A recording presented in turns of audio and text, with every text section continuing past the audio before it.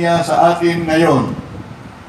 Sa pagtitipon na ito at sa pagdala niya sa atin dito na walang abala at puno ng kagalakan at pag-asa.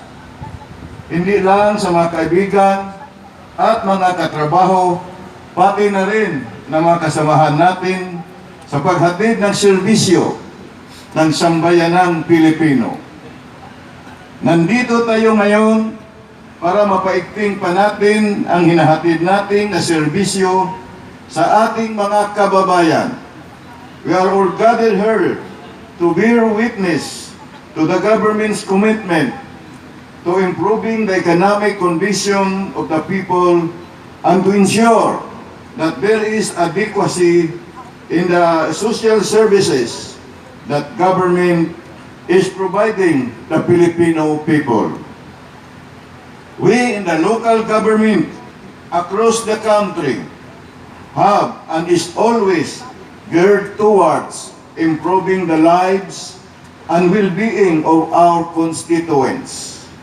At alam po namin na ang pinaka-importanting maitupad namin ay ang pagpapataas ng kapasidad ng bawat pamilya na makamit na mahawakan nila kung ano-ano man ang kanilang ninanais para sa isang pamumuhay na masasabi nating may improved state of well-being.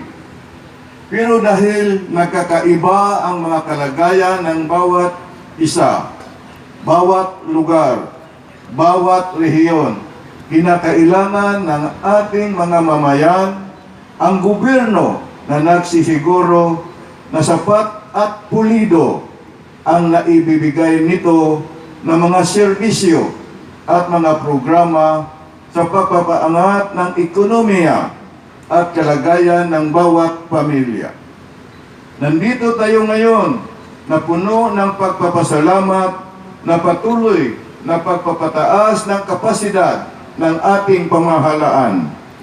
And for the support of the national government to the improvements of the local government throughout the country. With this, and in behalf of the mayors and governors in Northern Mindanao, we welcome everybody to this event, most especially to His Excellency, President Ferdinand Bongbong Romualdez Marcos, and the members of his cabinet to Mindanao.